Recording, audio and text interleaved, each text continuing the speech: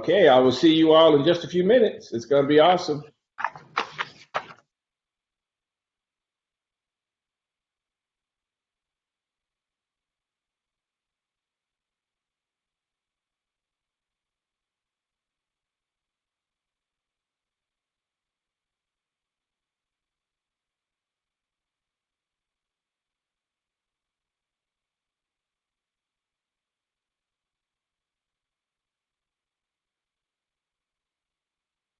And good morning, and welcome to the VYSTAR Speaker Series. I'm Ali Braswell, the Vice President of Cultural Diversity, Equity, and Inclusion here at VYSTAR, and we have an exciting panel joining us this morning.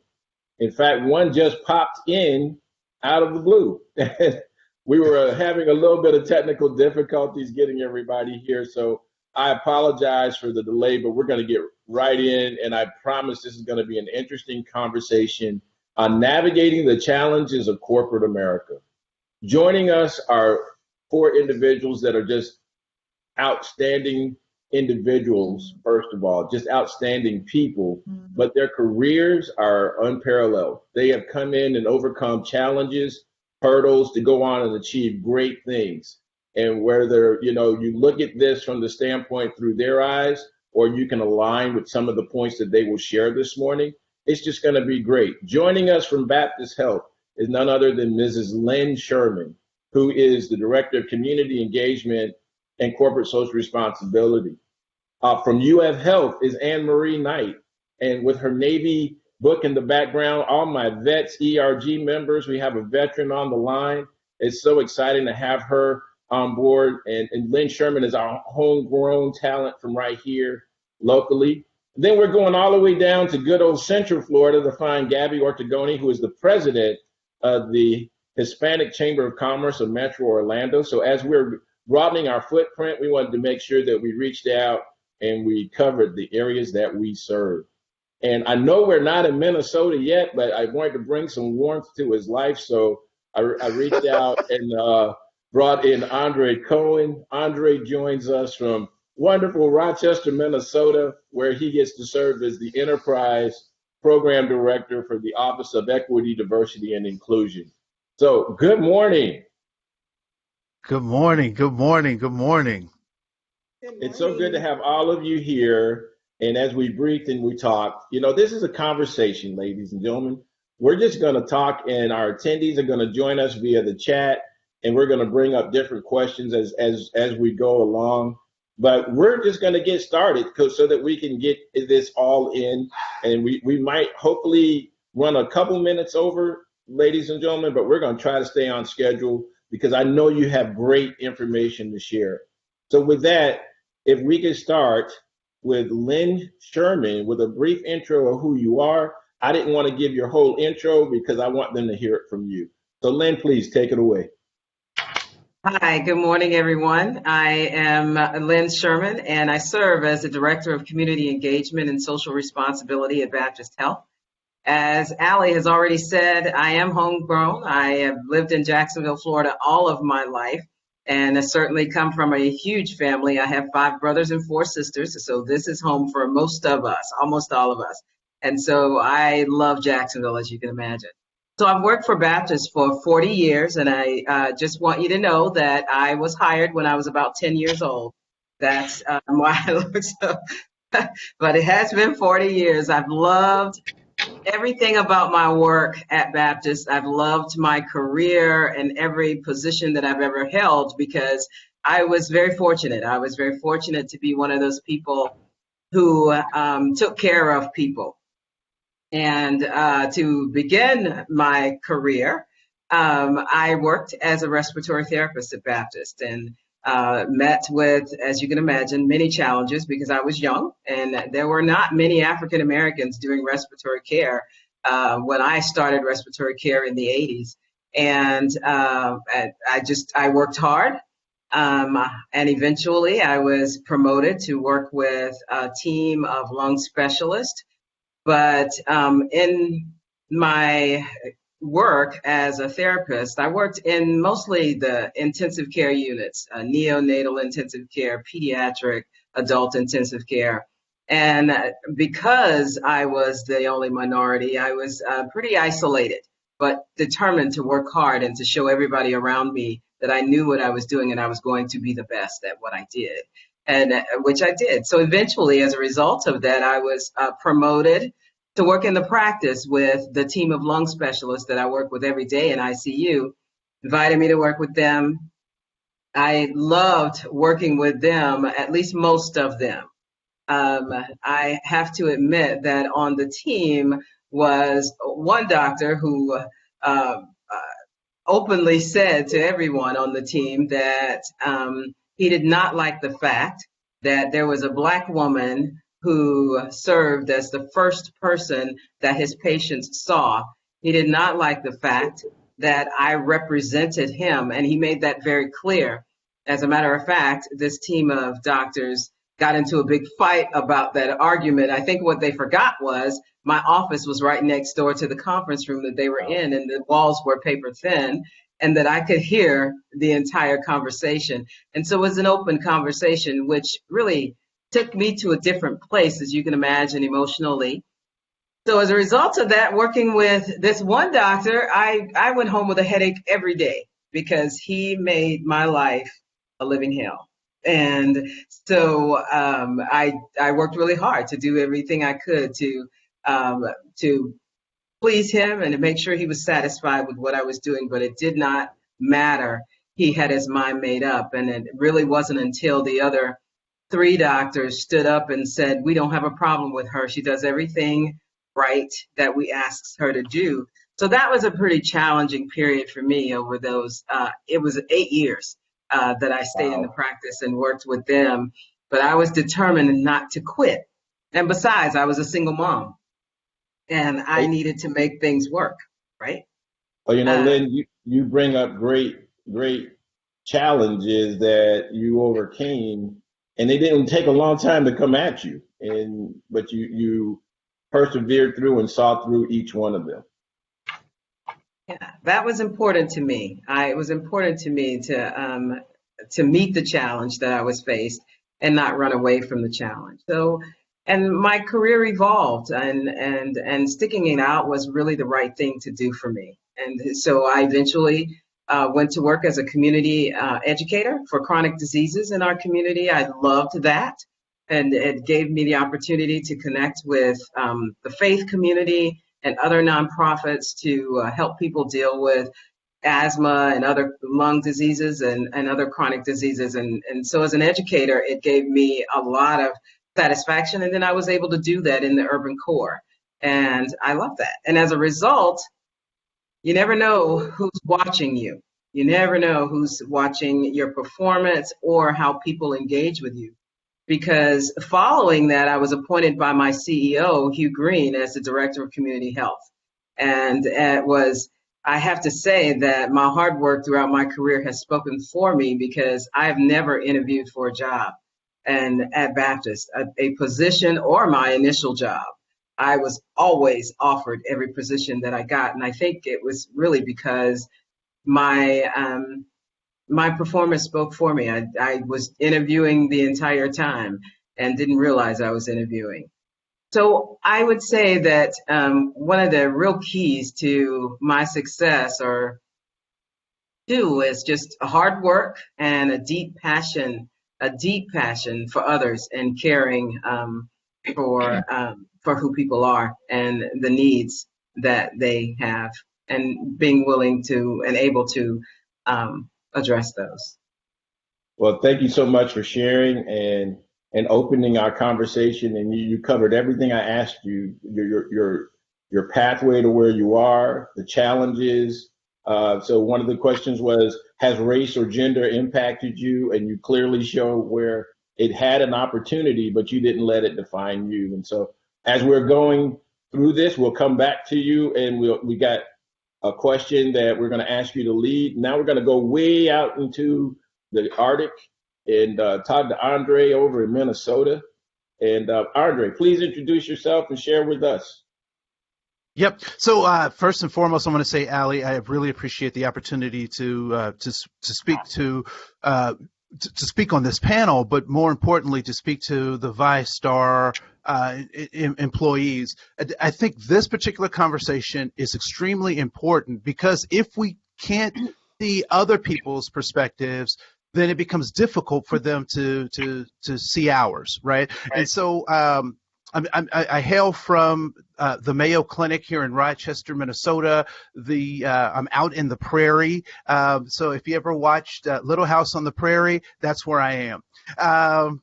And recognizing that we try to do our best to be the best at what we do, not to be braggadocious, but to actually bring relief and healing to people.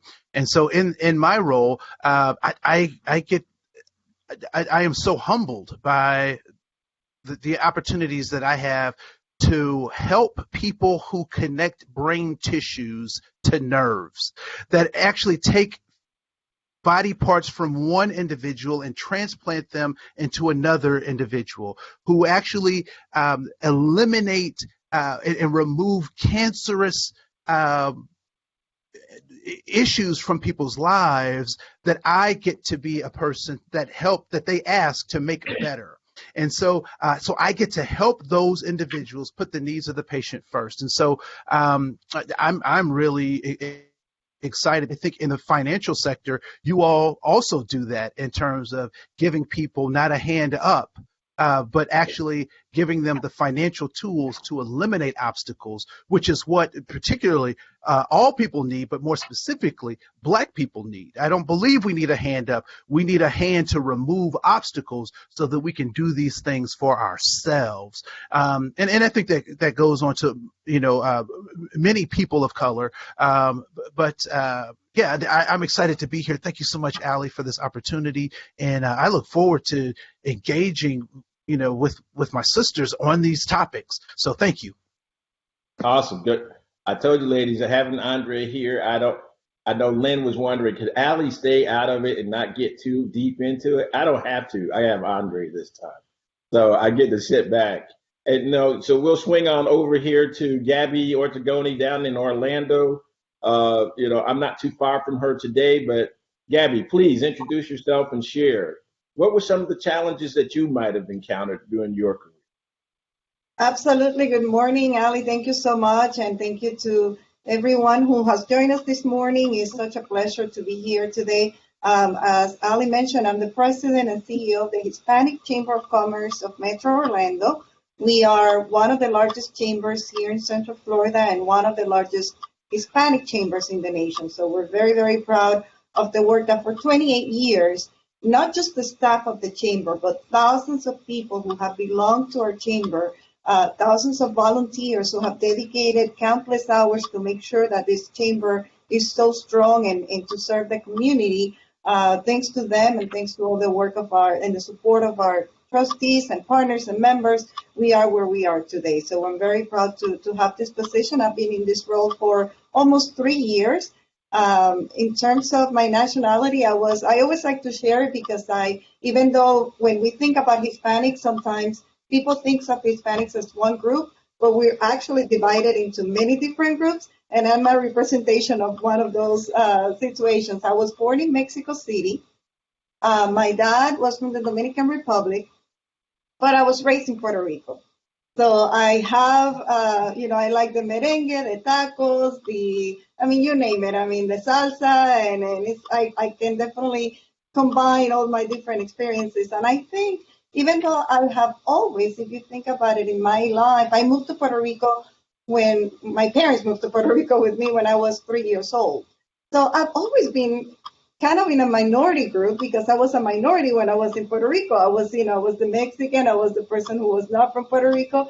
But that has never really been a challenge for me. Actually, I'm not going to say there were moments that probably people maybe, because it was different, right? I was the one who maybe was not born there. Maybe my mom had a different accent, even though we spoke Spanish in Puerto Rico, but the accent was not the same. Our culture was a little bit, our traditions were different during Christmas and during many other different holidays. But instead, for me, instead of taking that as a disadvantage, I always saw it as an opportunity to really engage in conversations and to get to know more people. Because the fact that I was different actually made me, I took that as an advantage because I always felt that was something that I had to kind of engage people into conversations and to get them to for them to learn a little bit more about my culture and otherwise. So my mom always made sure that she took me back to Mexico, to even though we lived in Puerto Rico and that's where I was raised. I always learned so much about my roots, my Mexican roots, the same thing with my Dominican roots. So, and that's something that I appreciate to this day. And I think that a great deal of my success and a great deal of everything that I've been able to accomplish and the opportunities that have opened up for me is precisely because I've been very open, not only to sharing my culture and my traditions and my experience and my background, but I've been always very open to learn about others. And I think that's key. Sometimes we think so much about, well, people need to understand me. Yeah, but we also need to understand others, right? And we need to understand that a lot of times it's not that people are coming from a bad place or a negative situation or a negative thought. It's just they don't know. They don't know about your culture. They don't know about your background. And it's an opportunity, for me, I've always seen it as an opportunity to share my experiences. I've been very blessed to work in many areas throughout my career. I have worked from the Florida legislature to I've done radio. I was working I was the director of Hispanic Crime Prevention Program, and during that time, I had the opportunity to learn how to do radio, to learn how to do TV. Didn't have any experience of that, but that opportunity allowed me to learn and get out of my comfort zone. And again, every single opportunity that I had gave me even more opportunities to build more and to learn new things and to be exposed to new challenges. From there, I actually worked for this chamber many years ago. I was the director of marketing and sales. Being here, and then I really relate to something that you said. I was for many years. I didn't have to interview for a job. I was offered different opportunities, but I think it's because of my openness to really get to know, not only be a hard worker, but also get to know other people and see how my experiences and my background would allow other people to also grow and be successful.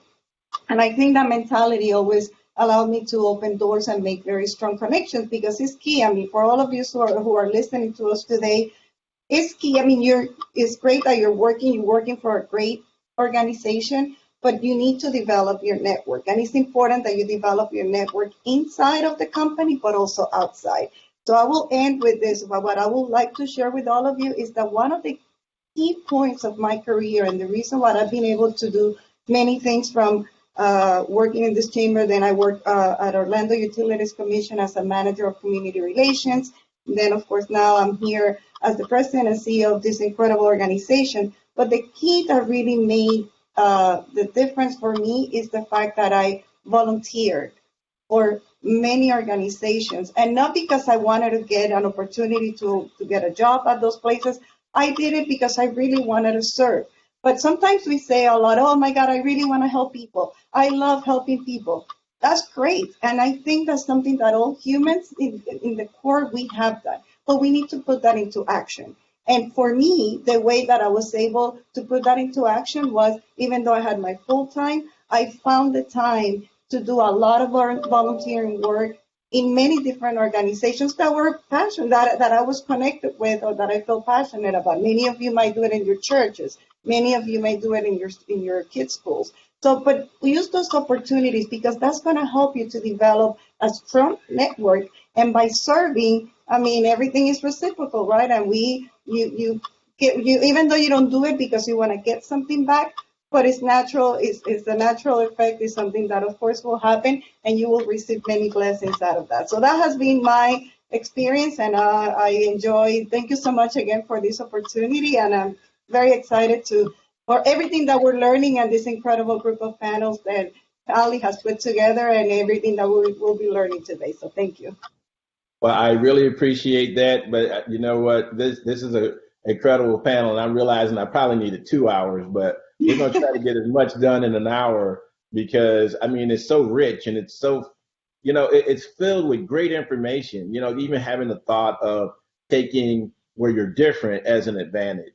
And then last but not least on this introduction is the wonderful Anne Marie Knight. And when I was thinking about how do we pull this together, I wanted to bring different perspectives. I wanted to bring different people from different walks together. And Anne Marie came to the top of my list because she's in the community. She's also a Jamaican immigrant. But before I give her introduction, let me stop and say, Anne Marie, please take it away from here.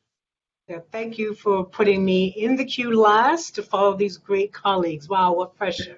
First, I want to do the same that I think everyone else has done, is say thank you to Ali and to Marsha in the background. And to the VYSTAR team that's on the line, thank you for taking care of my money. I am a member, so thanks for doing that work. And if you need to pull away from the screen to check on my cash, feel free. So it's a pleasure to join you. As Ali has said, I am a British Jamaican, and basically what that means is I was born in England. My parents are Jamaican, so I have Jamaican heritage. But I have proudly embraced America as my adopted home. So when I talk to friends who were born here, I say, you didn't have a choice. I chose this country. So I think that's a nice little advantage that I have. That's my line. Gabby, I'm totally with you about being different. There's lots of pieces to what I just described. An hour would be just an hour with me, right? But let's just add a little more. I served 24 years in our United States Navy. I had no clue. Let me underscore that. I didn't know what the Navy was about. I liked the uniform. I was not that sailor that you see on the television that says I joined to serve and do everything right. Full transparency. My plan was 3 years in, GI Bill, pay for my degree, and be a CFO at a Fortune 500 company. That was the plan. The reality was I served 24 years, earned 2 degrees, acquired 1 husband, 2 children, and an unmatched pension that I am extremely grateful for. Seriously, though, I had no idea what I was getting into. I had never seen a ship, didn't understand what it meant until I got in there. But once in, I loved what I was doing as serving our country. And honestly, what it was doing to help me develop. So my quick point here is be okay, be prepared, and be open to a change in plans. However, make sure it's your plan. Just know where that change is coming from. Understand the root of that change. And then as you see fit, embrace it. So I found my fit. It helped to design who I am today, but it wasn't without help. I might be, some say I have a little bit of a brain. I think I do, but I would say my village is really what helped me decide on where to go and how to go next. So I'm a healthcare administrator. I've been a healthcare administrator for 20 years. My early days in the Navy, I was an electrician. Loved playing with wires. I'll give you a couple stories in a second. My fellow veterans on the line know we love to tell sea stories, so I'm going to give you a couple as it relates to our topic. But I, in the Navy, realized I wanted to get in hospital operations. So 10 years prior to retiring, I earned a commission. I served as a healthcare administrator, a medical service corps officer, and I embraced this field. And I strategically came to Jacksonville to check the city out as a place to retire. I visited every single hospital institution in this city, met with leaders for a week at each site, and then narrowed down to what was my dream job, and it was at Mayo Clinic. Andre and I served together for a little while.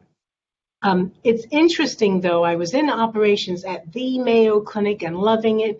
Someone tapped on my shoulder and introduced me to community engagement. And that is the role I'm in today.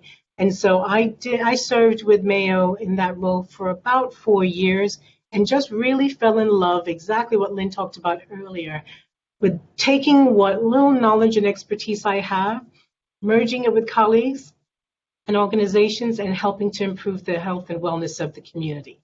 As I left Mayo Clinic, I sat with our number 2 of the institution, and she looked at me and she said, "This is it." And I said, "Yeah." I said, "But you trained me for the next thing." And that's what I say to everyone here. is what is your next thing? It doesn't have to be prescriptive, written out in a big formal plan, but just have your ears open. It is not easy for an African-American woman, British-born, Jamaican heritage, Navy background, to navigate some of the complexities of all of our systems. So we have to be attuned to ourselves and attuned to the environment we're in. So quickly, just wrapping up my experience, I'm now here at U of Health Jacksonville. Don't tell Dr. Haley this comment. The first person that called me and told me about this position, I hung up the telephone. That is not a fib. That is straight up truth. And when the person called me back 2 weeks later, they said, "Are you done smelling yourself?" That was exact words. And so I share that little jab because sometimes you don't know what's ahead of you, behind you, side of you. So just be open to listen, right? All of that sounds great, but it's not without its trials and tribulations. I'll just leave it here and say, here at U of Health Jacksonville, I get to give 100% of my time to community engagement and diversity, equity, and inclusion for the Jacksonville campus, which includes an academic environment, our College of Medicine. So we have research and academic medicine. And then, of course, the hospital environment. You all know our trauma center, you know, and we embrace our responsibility as a safety net hospital in this region, and then all our service lines. A key point of my success, well, my successes, if I may say, that I've enjoyed, they come from a couple of things. First and foremost, I will never deny myself my grit, and I encourage you to do that as well.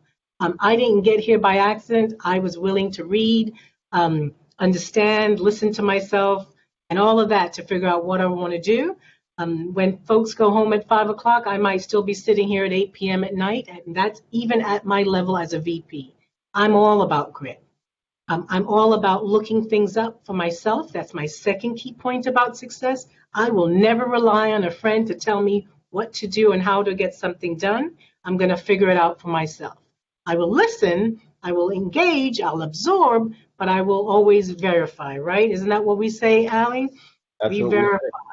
Verify. My third key point of success is understanding the people around me, their needs, their biases, and the assets they bring. And I'm going to quickly just share a point on that.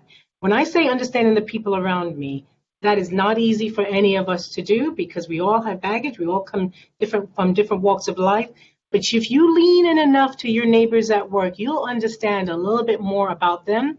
And the importance of that is how it's going to play with you in your work environment, particularly when it comes to bias. So those were my key points of success, and I will turn it back over to Allie. So, again, VYSTAR, look who we have on the panel. I mean, that right there was a presentation. I hope you took good notes, and I can see that Dominic really appreciated that and loved the passion and wisdom. So we're going to go into questions, and I'm going to ask that each one of the panelists take about 3 to 5 minutes to respond so that we can hear from other panelists as we go through the questions. And Anne-Marie, I saved you for last because the first question is yours. Yeah, no. So along with your diversity journey, as your career has progressed, what was a major challenge that you had to overcome along that journey? So I'm going to be very mindful of time so my colleagues can get in. The major challenge I kind of alluded to is my demographics. So whether it's being an African American, and particularly really in this order, being Black, being a woman, and then depends on the environment. If I was in the military, I was scrutinized because I was a Black woman, and then outside of the military, I'm scrutinized because I'm a Black woman who's a vet. So that encompasses all. I'll give you just a quick example of some things I experienced in the military that are transcended. There was an assignment that I had where it really wasn't going to be the best, in my opinion, for my professional growth. And I reached out to the senior leadership and I said, I need to be down in the trenches, down in the engine room. I was an electrician, learning the switchboard and how to drive this darn ship. And this gentleman, senior enlisted, looked at me and said, "No Black woman is going to be in my engine room." Now, back then, as a little E3, and for those that know the ranks, it starts at E1. E3 is really nothing. I did not know what to do with that other than put my tail between my leg and march on. However, I flipped that situation, and before I left that ship, I was meritoriously advanced to E6 because of the work that I did. So know that there will always be that naysayer there. You have to figure out, read the manuals, find the resources, and push on to your career, and find that ally. I don't mean ally. Find that ally who can sponsor you, who can mentor you, who can be the person in the room when you're not there to speak you up. You got to have someone speaking you up, right? When I got commissioned, someone came up to me and congratulated me and said, darn, having photos in those commissioning packages really work out well. And colleagues, I would love to tell you that this person was saying that because he felt I was pretty. That was not the case. He was implying because I was a Black woman is why I got commissioned in the United States Navy. By no means did he think about all of the sacrifice, personal sacrifice that I put into my career to develop myself. He focused on what he saw in a picture, or he thought they focused on that. Yeah, I was just going to say, Anne-Marie, to your point, I think one of the things that has been helpful for me is to not address lies, but to outlive them. Right? So if people say you can't, you're not, you're da-da-da-da, okay, you say that, but absolutely. I am going to show you with my actions that what your belief is faulty, that your ideology is corrupt, that there's something about you that is actually dysfunctional, not me. And so I don't address those types of lies. I outlive them through success. Absolutely. I love that. It's a hard thing. It takes some grit. It takes some guts. It takes some courage. It takes belief beyond belief. But yeah, I'm not going to address those lies. I'm going to outlive them every time. My approach is I can get more with sugar than I can with salt. So I truly believe in proving my worth. Not necessarily to you, whoever you may be, it's to me. I'm not here to compete against anyone here, wherever here is. I'm competing against where I want to be in my future. If you're ignorant to my potential, you may see it or not, but I know it's coming. So, well, you know what? Go ahead, Ali. And not to cut you off, Anne-Marie. No, please do. That's this information is just overwhelming. I'm trying to capture the notes and making sure that, I add them to my, my list of things to continue to do, because the gray hair is real up here, folks, but you can always learn something new. And with that, Anne-Marie, I'm going to pivot over to Gabby with our next question. Thank you so much for sharing, but please, for all the panelists, this is get in where you fit in, get in where you feel passionate. And please forgive me if I get abrupt and I might cut in, but I want to just keep us moving to get others to add to your pieces, because y'all are so impactful. You just look in the chat to see what you're doing. People are taking away tidbits here this morning. And with that, Gabby, I wanted to pivot to you and say, you talked about being different. You talked about your background. Was race or gender ever a factor that impeded your achievement? You're muted, Gabby. Sorry about that. That's always an interesting question, especially when you ask someone who is Hispanic, because what's really a race? Being Hispanic is not a race. For example, again, using me as an example, I was born in Mexico, my dad from Dominican Republic. So that means that I am white, I am Indian, and I am also Black. And if you look at the composition of what it means to be Puerto Rican, for all of Puerto Ricans, which I know we have so many here in Florida, the definition of a Puerto Rican is the combination of Spaniards, Africans, and Indians. So when you ask about the race question with Hispanics, it's like, when I have to fill out the paperwork for the census, it's like, oh my God, which one do I choose? So that is always an interesting question to ask. Because you could see how maybe for some Hispanics, the person could be from the same country, but maybe a Hispanic who is, again, it's a combination, but visually, the person who could probably say, well, this is a Black Hispanic, maybe may have different experiences than a white Hispanic, right? And again, even though both of us may have the same combination when it comes to races. So that's how I always like to make that distinction, because I think as we go deeper into this conversation of diversity, equity, and inclusion, we also have to understand that it's not just Hispanics, whites, and blacks. There is a lot of combination between all of our backgrounds and races. So we need to understand that at a deeper level, because again, it's not just a label. We have to understand what it means. Now, when it comes to me, once again, when I was saying I have used it more as an advantage. When it comes to my gender, yes, I had moments where I started having leadership opportunities when I was very young. And I remember going to meetings with one of my employees who happened to be a male employee, and people were actually asking him the questions, thinking that I was the assistant, when I was, probably the VP and not necessarily the assistant. So that happened a lot, but I have learned from a very early age that you cannot take people's ignorance personal. Don't own it. Don't make it as part of who you are.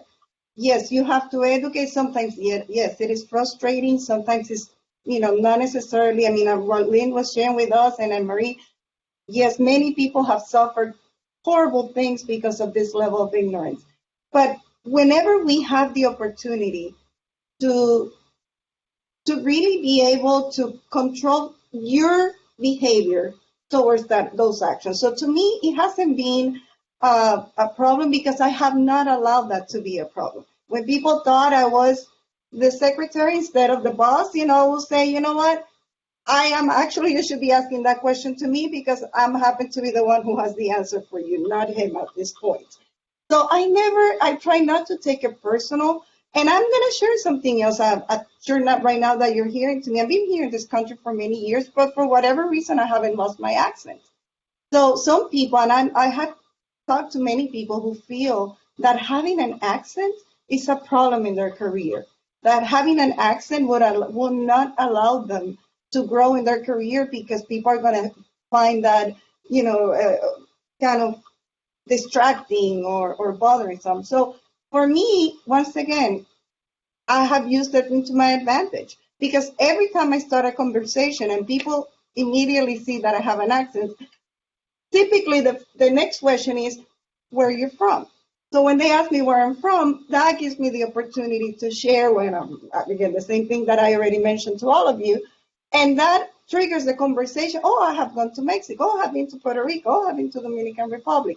And now I get to meet people at a different level in this business setting, because I have an accent. So again, I mean, I'm obviously sharing very basic concepts right now with you. Of course, Ali, next time you have to do this at least 2 hours, so we can mention more things.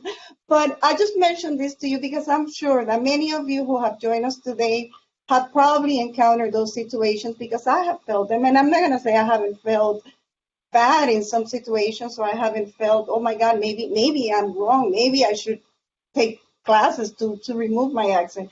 But I have come to the realization that, at least for me, this has worked. And I have embraced who I am. I embrace my culture. I embrace all of the races that I make who I am.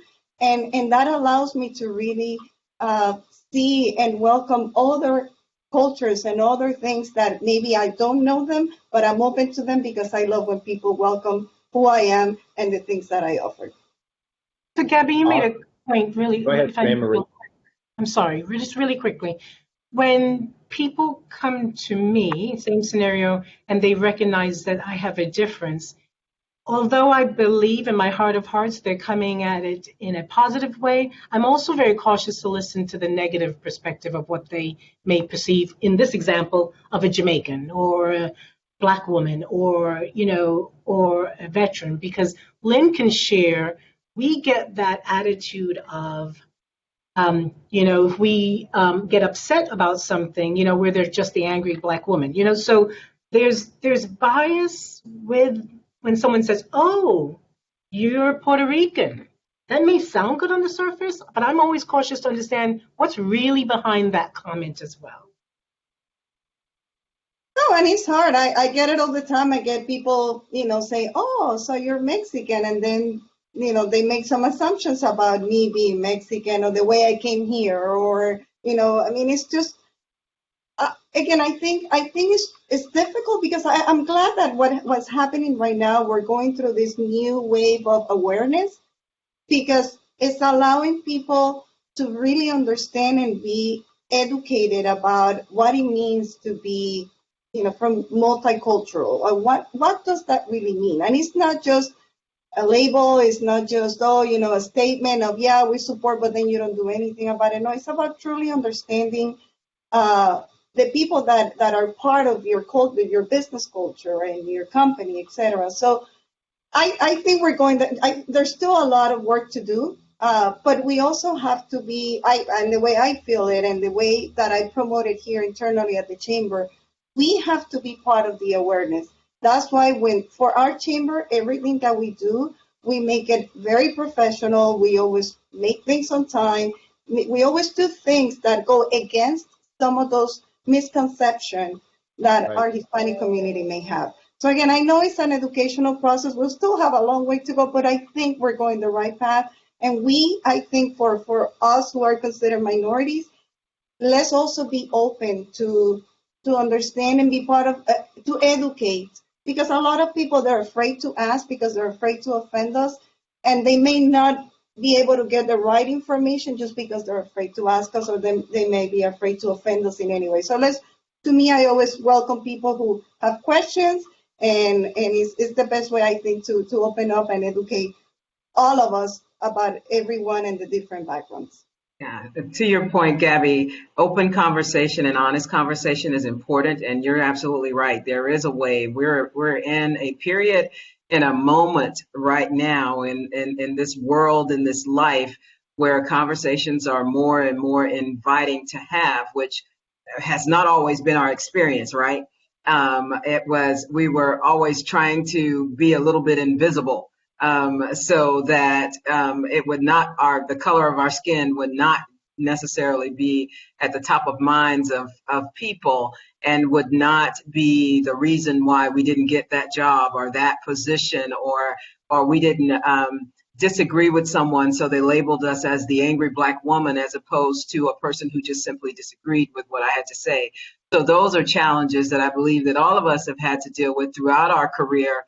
And the conversation is open, but what has to happen is it has to fall on ears that are ready to listen and ready to share and ready to accept us for who we are and what we are, not because we were born in a particular culture, right? What? No, you're Lynn, you're spot on. And it's almost like, this couldn't have been put together better because, there are those who are out there who, while Gabby's experience that she's shared has been such, and Anne Marie's has been such, but there are those who out there that are tired of hiding who they are or suppressing who they are. And then there are also those out there who are tired of teaching others who I am or about what my background is, right? But this panel has come and overcome those challenges and gone on to great success. So Lynn, just to pivot in a different direction, what are some of the greatest successes that you have been able to achieve throughout your journey? Well, Allie, when I read that question, I thought, wow, there's been a lot of successes that I've had, and working in a career over 40 years, there's a lot of opportunity to achieve success, right? With things. But I think as I look at my work overall, my biggest success, or the one thing that is near and dear to my heart, my professional success, is I consider it not so much work. I've never been the kind of person that considered work. Work has always been a ministry to me. It's just what I do, and I always love what I did. But the one thing that I consider a success that many people don't necessarily connect to a hospital is convincing the leaders of the healthcare organization that I work with to go outside the walls of Baptist Health into the urban core and connect with young people and provide an opportunity for them to grow and develop and find their place in life, because I really feel like the best way that we can contribute to this world is to reach back and help others be successful. So with that, we formed a partnership with the Bridge of Northeast Florida, which is now the Boys and Girls Club, and developed a year-round mentoring program that included job training. It included one-to-one mentoring relationships with hospital personnel, and we did a focus group with parents, and parents told us that the one thing they felt like their kids needed was the opportunity for, number one, to get out of the box that they lived in every day and went to school in every day and experience something different and see what it's like to be submerged in corporate America. And number two, they needed jobs. So around that, we created this mentoring program. It's a career guidance mentoring program. We have young people who are in this program for 4 years. 4 years gives us more than ample time to help influence them positively. They majority of them choose healthcare careers. There is probably 80 to 100 students in this program at any given time, spread out across our health systems. And this program started in 1998. It's been going on for, actually, in its the way it looks now, and this model has been going on for 21 years. So we've been able to impact more than 2,000 young people who have a 100% graduation rate, and 98% of them go on to college and or gainful employment. So, and we were able to even convince UF Health to that it was a good thing for the people in the young people in the community that live in the Springfield area. So they too, the team members at UF Health, also mentor, and they have a version of Tipping the Scale at their hospital. And it is the one thing that keeps on giving. From that first year in actually 2000, young people have gotten married, they've had babies, and they're calling me all the time, can my child get into this program? Because it was so good for me. So either I'm getting old or they're just having babies way too young. So, but it's been pretty successful because it keeps on giving, and it impacts the lives of other people. And I consider that probably the most successful thing I've done in my healthcare career. You know, thanks so much for sharing, and what an amazing testimony of just giving back, of reaching back. You know, I can recall when they used to say, each one get one. Sounds like you went and got about 100, 200, 300, and you gave a gift that keeps on giving. So what an incredible piece. And looking at our time, I'm going to go ahead and advance to the next question, and Andre, and ask you to really bring this home for us, as you always do. What word of advice would you share with our listening audience on how to navigate the challenges as you all have exemplified here in order to be able to move forward in corporate America? So it's funny you asked me for one word and whatnot, and you know I don't roll like that. But what I will say here are a couple of principles, at least that I've been working with through my career. One is this recognition of excellence, and so I recognize that excellence is the place where resilience meets brilliance. Right. So excellence. So I try to be excellent, undeniable in everything that I do, so that if someone they have to find a reason not to let me in the door. Right. So that's the first thing. The second thing is to be true to oneself. And so what that actually means is that three things have to be in alignment for this truth about yourself to manifest. So your values, your intentions, and your behaviors must be aligned if you are going to be true to yourself. The other thing is to recognize what those individuals who are outside of the box can offer. Right. So it's funny. I was in a presentation and doing some work with some of our physicians. They said, Andre, you're really an out of the box thinker. And I laughed and I said, that's the only way you think when you're not allowed in the box. Right. So there are things that people who are not at our tables, that are not in our circles of influence, can offer us that we need to tap into. The other thing is to recognize the paradox of of effective leadership. And the paradox is simply being humble, using humility and confidence, right? And it's a paradox because you would not naturally put those two things together. But if you want to be culturally competent, if you want to be an effective leader, you have to be humble enough to recognize that I don't know everything, humble enough to say I have to put people or be a part of a team that can add to everything that we are, because I'm humble enough to recognize that I don't know anything. I mean, I don't know everything. However, you must be confident in your humility to say that I know this process works. If I put the seed in the ground and I water it and I give it proper sunlight, even if I don't see every increment happening in the process, I am confident that this process works. And so I would say those are three things to also to recognize. And the last thing I would just say is recognize that we are in a cancel culture right now.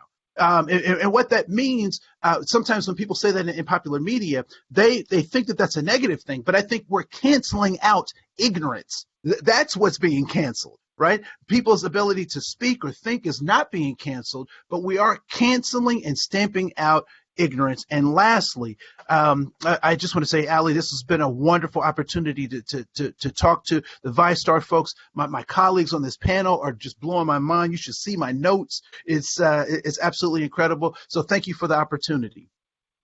And thank you all for coming and sharing. And I tried as best I can in the chat, Andre, to capture as you were going, because those are tidbits I want to make sure people are walking away with. And all of you thought that y'all were going to have a problem coming up with a quotable piece.